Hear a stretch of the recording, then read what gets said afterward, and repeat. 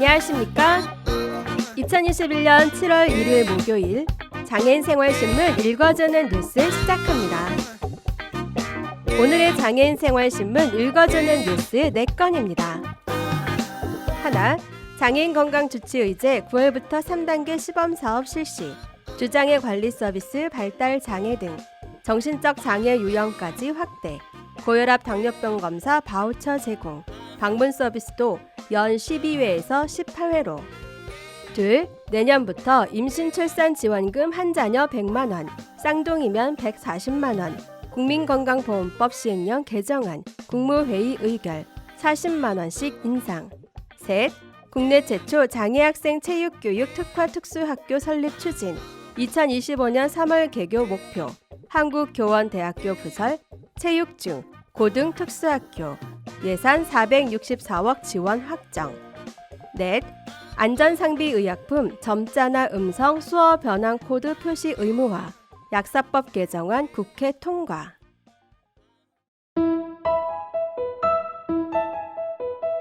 첫 번째 소식입니다. 오늘 9월부터 중증장애인의 건강 상태를 지속적으로 관리하기 위해 장애인 건강 주치의 3단계 시범 사업이 실시됩니다.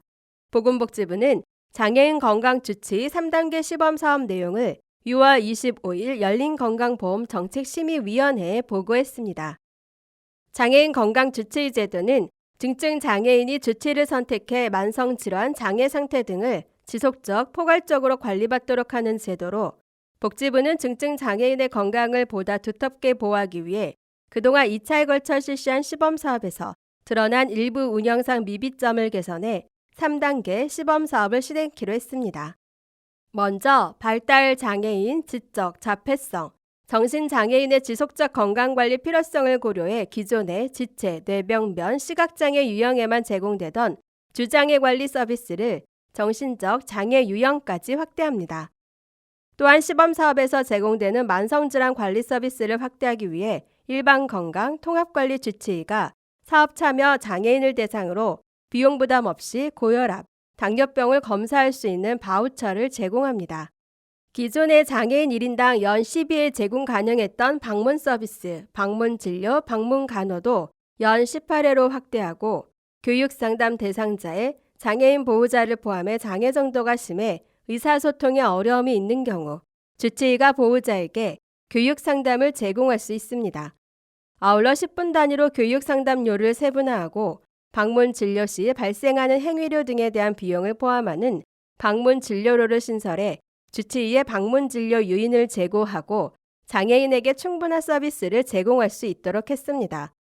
나아가 1인당 정액 방식의 수가 지불 보상 적용안을 추가 마련해 향후 건강보험 정책심의위원회 소위에서 조속히 논의하기로 했습니다. 다음 소식입니다. 오는 2022년 1월 신청자부터 한 자녀를 임신한 경우 60만 원에서 100만 원으로, 다자녀를 임신한 경우 100만 원에서 140만 원으로 오른 건강보험 임신 출산 진료비를 지원합니다. 또한 사용기간이 출산, 유산, 사산일 경우 1년에서 2년으로 연장되며, 지원 항목은 임신 출산과 관련된 진료비 및 약제, 치료재료 구입비에서 모든 진료비 및 약제 치료비를 구입비로 확대합니다. 아울러 국민건강보험법이 개정됨에 따라 준요양기관 및 장애인 보조기기 판매업자에게 보험급여 청구에 필요한 가입자, 피부양자의 개인정보 처리 권한을 부여했습니다. 이와 함께 준요양기관 및 장애인 보조기기 판매업자에 급여 부정수급을 신고한 사람에게 포상금을 지급하는 세부 기준을 마련하고, 정신병원을 요양병원과 분리해 병원급 의료기관의 종류도 별도 규정한 의료법 개정사항을 반영해 관련 규정을 정비했습니다. 이준규 복지부 보험급여과장은 이번 시행령 개정이 임산부와 영유아에 대한 포용적 의료복지를 실현하고 건강보험 재정 건전성 및 수급자 편의성을 제고되는 계기가 되기를 바란다고 밝혔습니다. 한편 이번 시행령 개정사항 중 임신, 출산 진료비 지원 확대 조항은 내년 1월부터, 그 외 조항은 오는 30일부터 시행되는데, 자세한 내용은 국민건강보험공단 고객센터 전화 1577-1000번, 1577-1000번으로 문의하면 됩니다. 다음 소식입니다. 교육부, 부총리 겸 교육부 장관 유은혜. 교육부는 체육 분야에 재능 있는 장애 학생들이 전문적인 체육 교육을 받을 수 있도록 한국교원대학교 부설 체육중 고등특수학교 총장 김종우 이하 체육특수학교 설립을 추진합니다. 국내 최초로 추진되는 체육 전문 특수학교 설립 대학 선정을 위해 올해 2월부터 부설학교 설립이 가능한 국립대학교를 대상으로 공모를 실시했습니다. 특수학교 설립 의지와 역량, 교육과정 운영 및 시설 계획 등을 종합적으로 평가한 결과 한국교원대학교가 최종 선정됐으며 총 464억 원의 예산 지원 계획을 확정했습니다.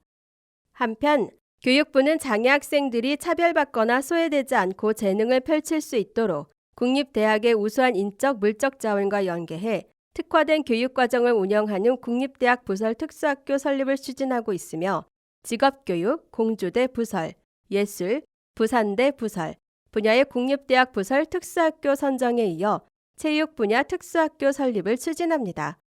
체육 특수학교는 체육 분야의 소질을 가진 장애 학생들을 전국 단위로 모집, 장애인 체육 인재 양성 및 전문 선수 육성을 위한 전문적이고 체계화된 교육 과정을 운영할 계획입니다. 2025년 3월 개교를 목표로 하고 있으며 중, 고등학교 21학급 규모의 수업용 건물과 기숙사동, 체육관동, 수영장 포함, 건립을 위해 올해 설계비 19억 5천만 원을 지원합니다.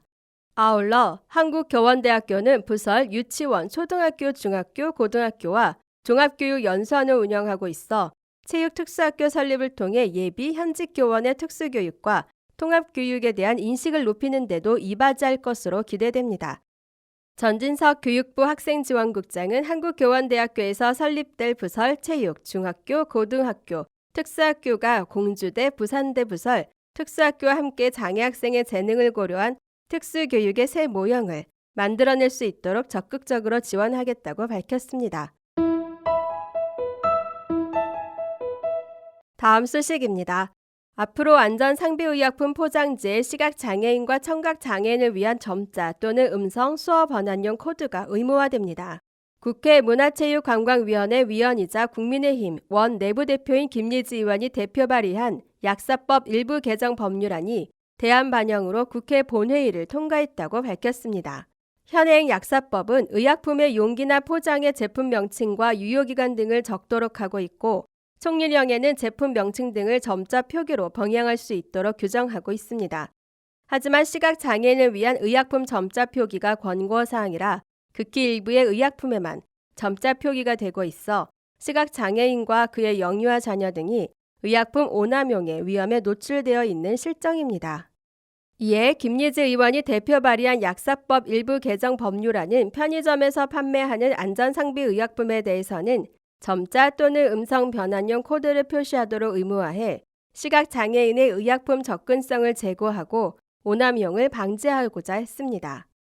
김예지 의원이 발의한 개정안 등 18건의 약사법 일부 개정 법률안을 바탕으로 마련된 약사법 일부 개정 법률안 대안은 재석 의원 190명 중 178명의 찬성으로 본회의를 통과했으며 안전상비의약품과 식약처장이 정하는 의약품, 의약외품 등에 관련한 정보를 점자 및 음성, 수어, 영상 변환용 코드로 표시하도록 의무화하고 그 표시 기준을 총리령으로 정하도록 하고 있어 김예지 의원이 발의한 개정안의 의도를 전부 반영했다는 평가를 받고 있습니다.